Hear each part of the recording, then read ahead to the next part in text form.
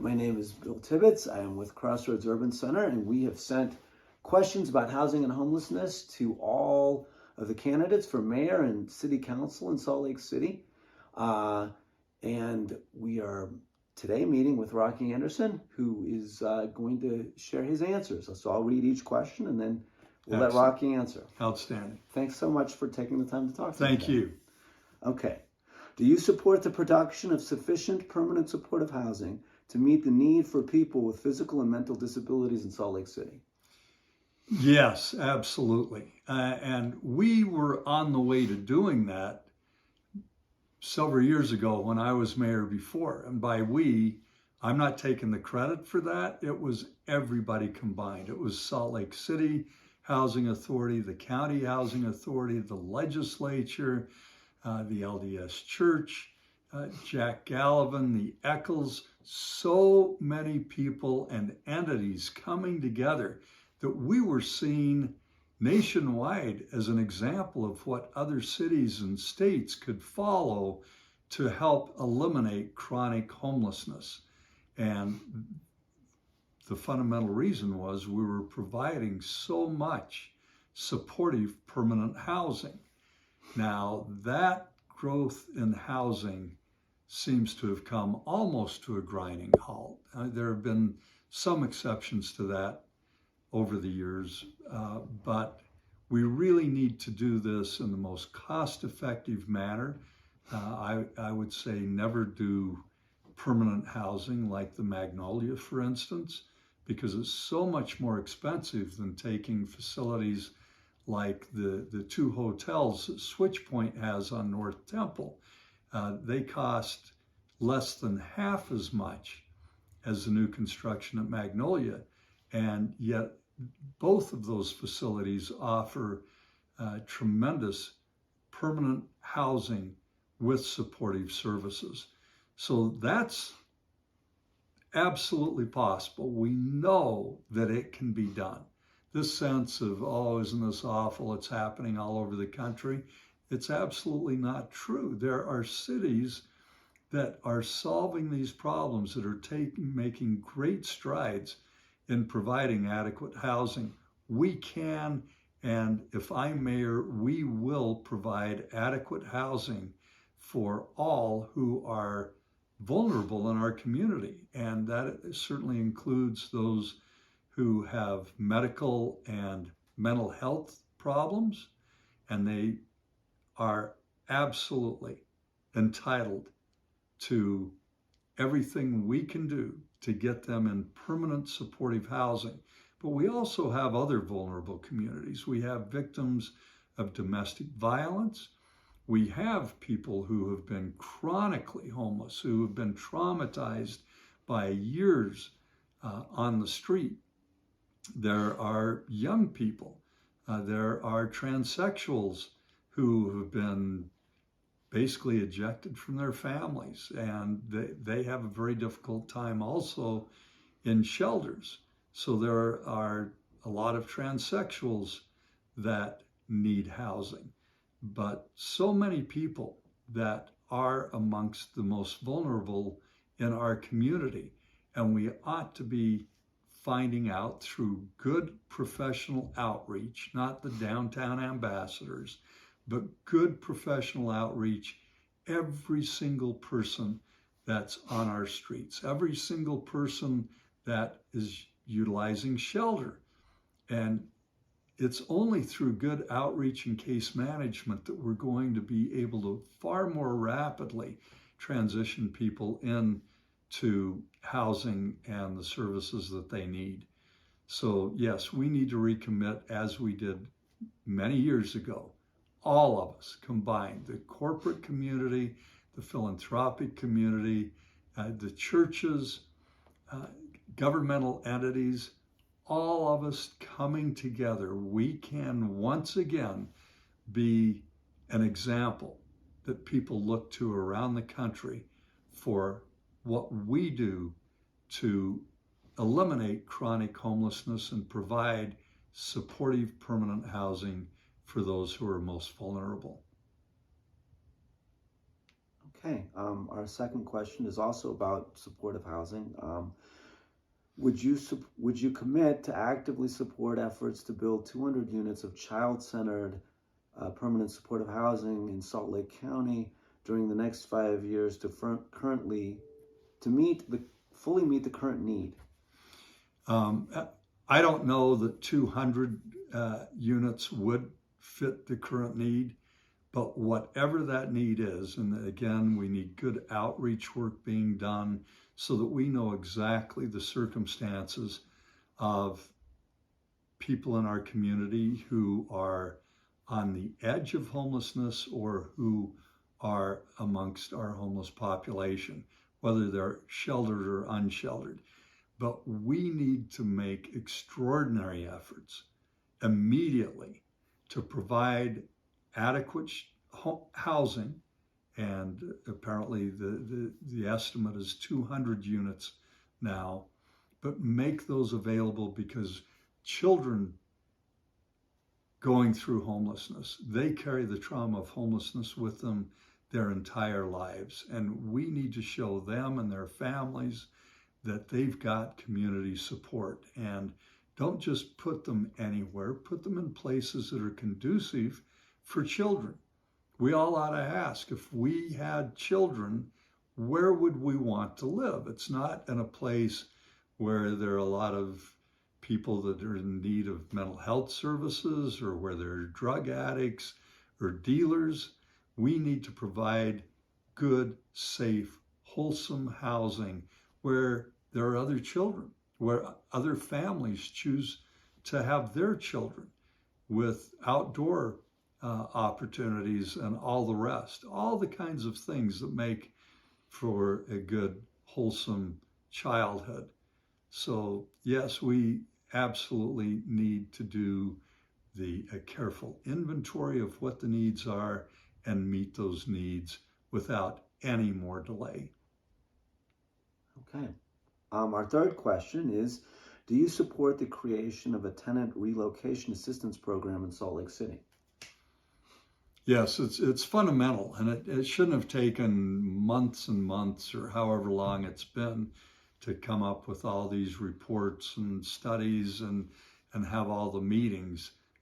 It's almost intuitive that if anybody is being displaced because of development or for any other reasons, such as increased rents, we need to help anybody that's in housing that's going to be displaced.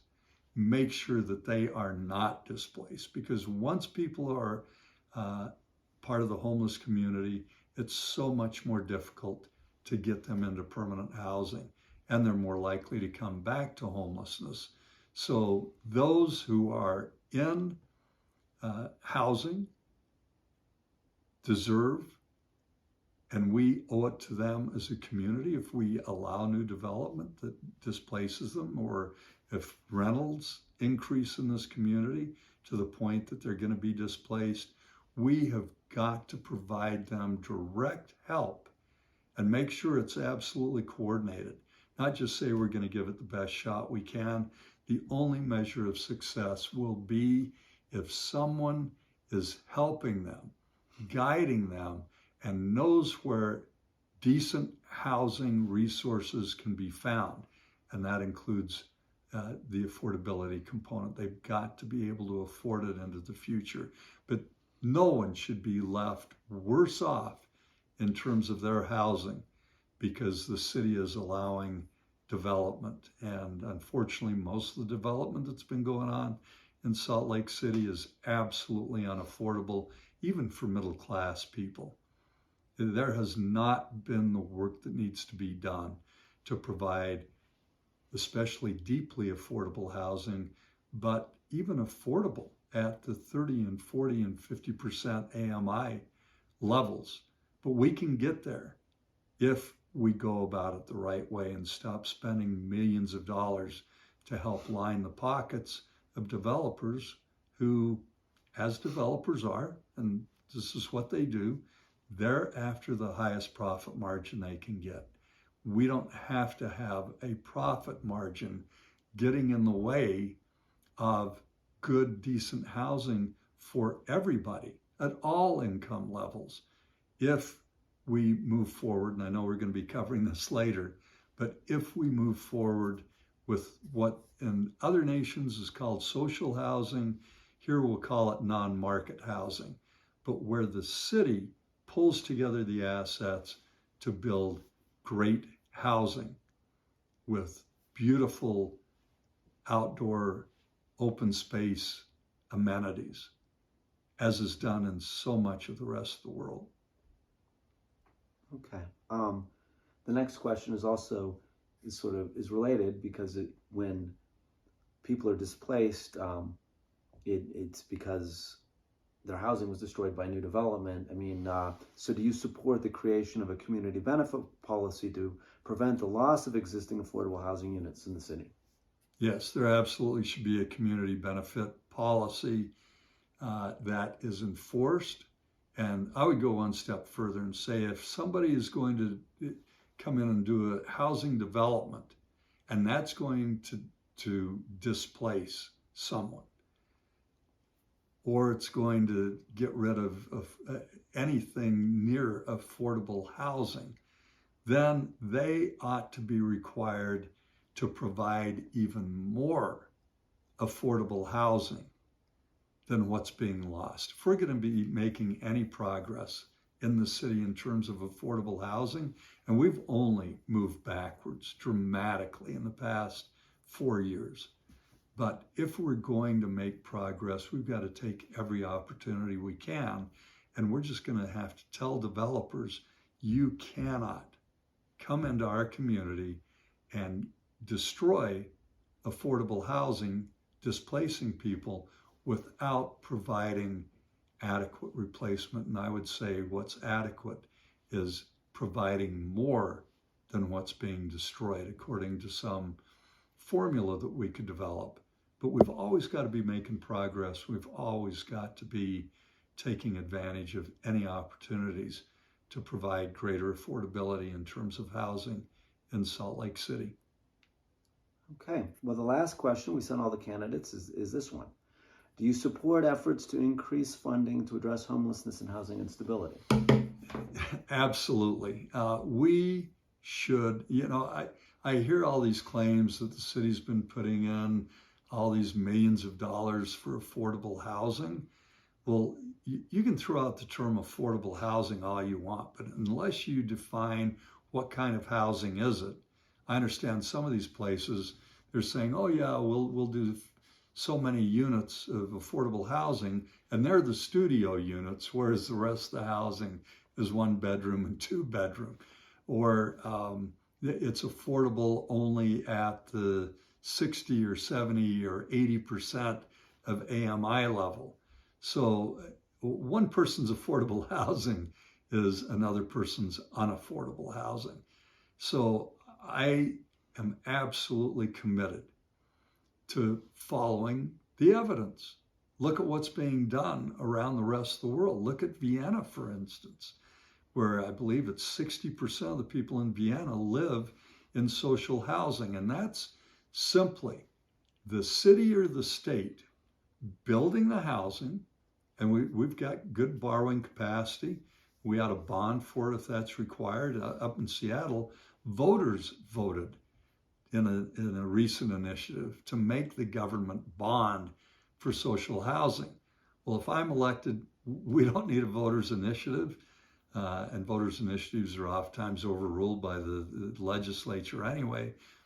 All it takes is to elect me, and we will focus on non-market housing.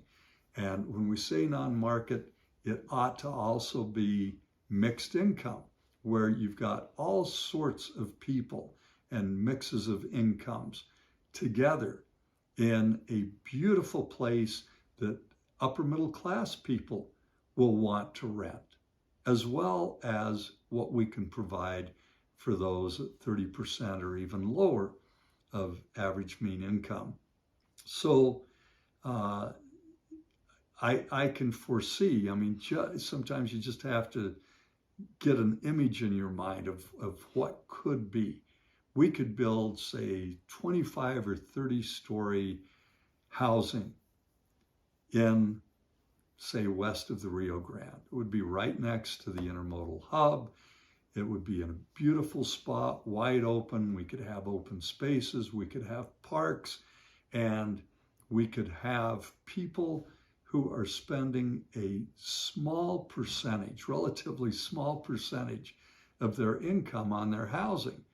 Right now in Salt Lake City, I believe the figure is more than half of people here who are renting are spending upwards of half or more of their income on rent.